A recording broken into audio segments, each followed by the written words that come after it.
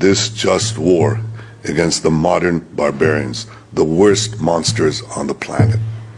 Thank you, Rishi, for coming here. Well, Prime Minister, thank you for your warm words and for welcoming me to Israel.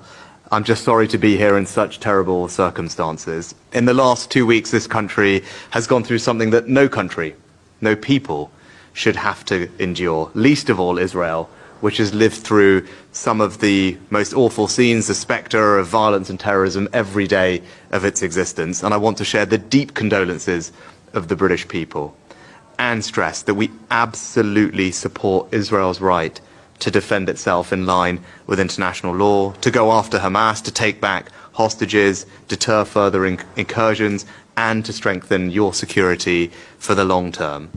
Now, I know that you are taking every precaution to avoid harming civilians, in direct contrast to the terrorists of Hamas, which seek to put civilians in harm's way. But I also want to thank you for the support that your government has given to the families of British nationals caught up in this horror, including your efforts to release the hostages, secure their release, and I know that we will continue to cooperate, particularly with regard to the British nationals that are involved. Can I also say that we have seen the scenes over the past day that have shocked all of us, particularly at the hospital, and we mourn the loss of every innocent life, civilians of every faith, every nationality who have been killed. And we also recognise that the Palestinian people are victims of Hamas too. And that is why I welcome your decision yesterday that you took to ensure that routes into Gaza will be opened for humanitarian aid to enter. I'm glad that you made that decision. We will support it. We're increasing our aid to the region, and we will look to get more support to people as quickly as we can. The last thing for me to close on is this. You describe this as Israel's darkest hour. Well, then it's for me to say I'm proud to stand here with you in Israel's darkest hour. As your friend, we will stand with you in solidarity. We will stand with your people, and we also want you to win.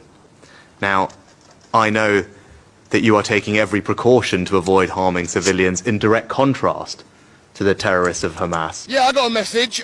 Rishi Sunak, you said that the UK stands with Israel. I think you find that we don't. Why don't you go to Ireland and ask them if they support Israel? Why don't you go to Scotland and ask them if they support Israel?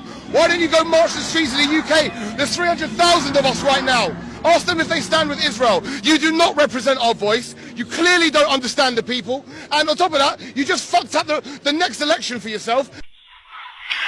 This is a democratic country.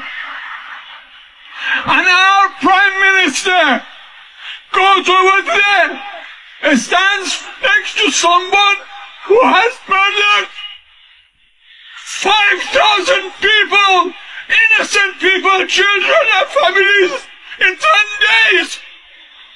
Who has displaced millions of people in 10 days? He hawks them. He stands to the people who call us animal people.